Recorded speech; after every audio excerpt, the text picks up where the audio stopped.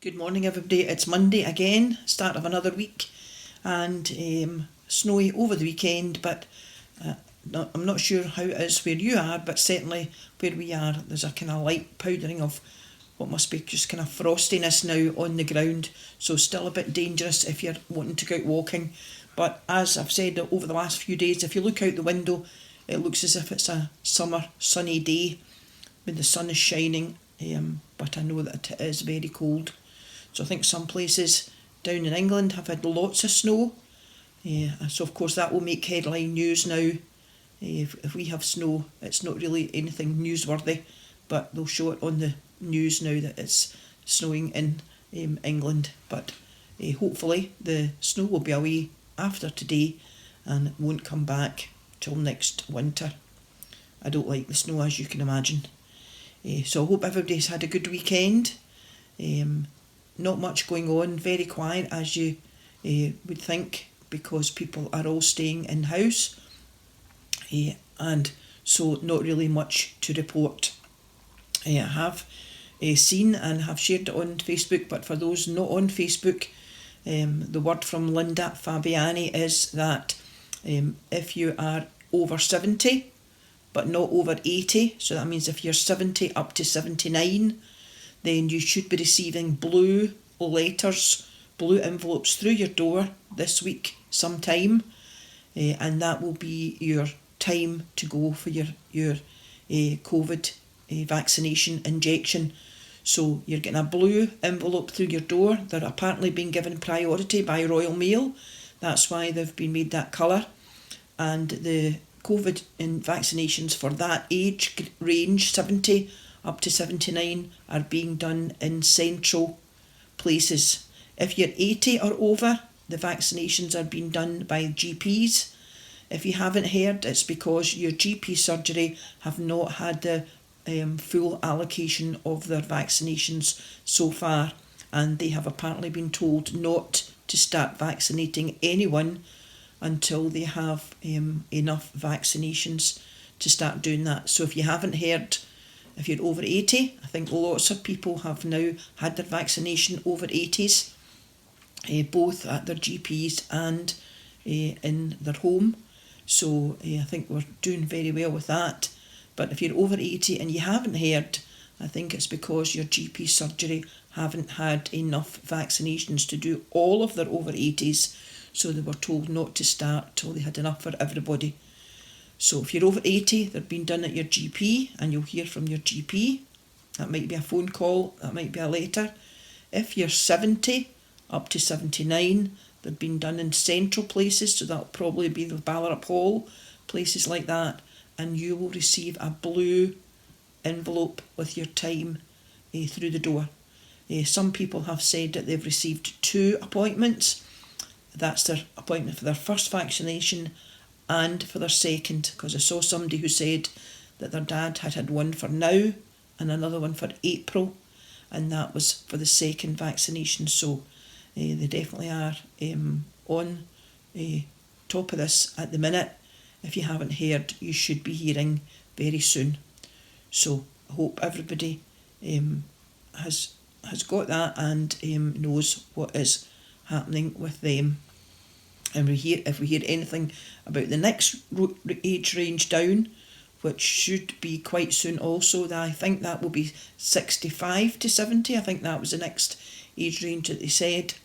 Then we'll let you know. So we're trying to keep people up to date with what's happening generally with all of that.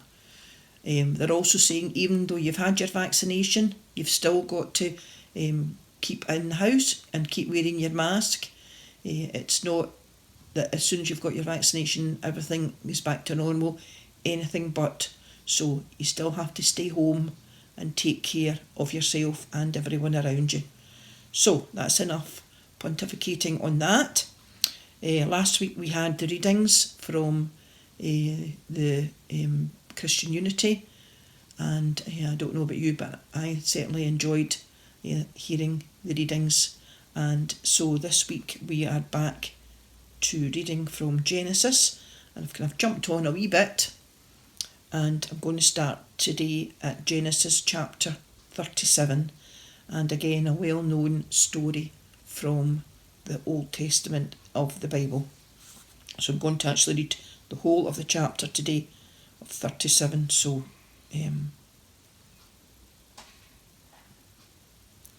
Jacob continued to live in the land of Canaan where his father had lived, and this is the story of Jacob's family. Joseph, a young man of 17, took care of the sheep and goats with his brothers, the sons of Bilhah and Zilpah, his father's concubines. He brought bad reports to his father about what his brothers were doing. Jacob loved Joseph more than all his other sons because he had been born to him when he was old. He made a long robe with full sleeves for him. When his brothers saw that their father loved Joseph more than he loved them, they hated their brother so much that they would not speak to him in a friendly manner. One time Joseph had a dream, and when he told his brothers about it, they hated him even more. He said, "Listen to the dream I had. We were all in the field tying up sheaves of wheat, when my sheaf got up and stood up straight. Yours formed a circle around mine and bowed down to it." "Do you think you are going to be a king and rule over us?" his brothers asked. So they hated him even more because of his dreams and because of what he'd said about them. Then Joseph had another dream and told his brothers, "I had another dream in which I saw the sun, the moon and the 11 stars bowing down to me." He also told the dream to his father, and his father scolded him. "What kind of dream is that? Do you think that your mother, your brothers and I are going to come and bow down to you?" Joseph's brothers were jealous of him, but his father kept thinking about the whole matter. One day when his brothers had gone to Shechem to take care of their father's flock, Jacob said to Joseph, "I want you to go where your brothers are taking care of the flock." Joseph answered, "I am ready." His father told him, "Go and see if your brothers are safe, and if the flock is all right, then come back and tell me." So his father sent him on his way. Joseph arrived and was wandering around in the country when a man saw him and asked him, "What are you looking for?" "I'm looking for my brothers who are taking care of their flock," he answered. "Can you tell me where they are?" The man said, "They have already left. I heard them say they were going to Dothan." So Joseph went after his brothers and found them at Dothan. They saw him in the distance, and before he reached them, they plotted against him and decided to kill him. They said to one another, "Here comes that dreamer. Come on now, let's kill him and throw his body into one of the dry wells. We can say that a wild animal killed him. Then we will see what becomes of his dreams." Reuben heard them and tried to save Joseph. "Let's not kill him," he said. "Just throw him into this well in the wilderness, but don't hurt him." He said this, planning to save him from them and send him back to his father. When Joseph came up to his brothers, they ripped off his long robe with full sleeves. Then they took him and threw him into the well, which was dry.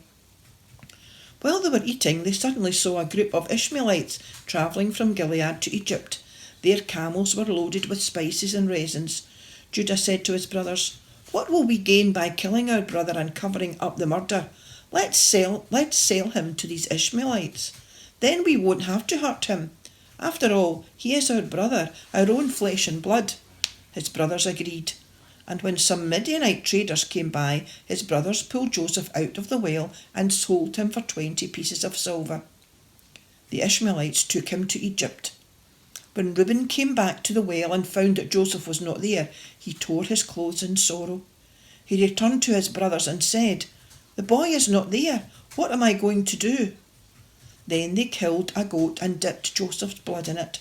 They took the robe to their father and said, "We found this. Does it belong to your son?" He recognised it and said, "Yes, it is his. Some wild animal has killed him. My son Joseph has been torn to pieces." Jacob tore his clothes in sorrow and put on sackcloth. He mourned for his son for a long time. All his sons and daughters came to comfort him, but he refused to be comforted and said, "I will go down to the world of the dead, still mourning for my son." So he continued to mourn for his son Joseph. Meanwhile, in Egypt, the Midianites had sold Joseph to Potiphar, one of the king's officers, who was the captain of the police guard. Amen, and God bless this reading from Genesis chapter 37. So I'm hoping that that's going to be like a Coronation Street or a Neighbours cliffhanger where the programme is left on the edge of something that's happening, in order that we tune in the next day to see what's happened. So we will continue this week with the story of Joseph. I know it's a story that we all know very well, and I'm sure you will be pleased to hear the story again. So anything you need to report, let us know. Anything you want to find out, let us know. Anything you need any help with, let us know. You know where we are. Other than that, take care everybody, and we will see you tomorrow. Bye.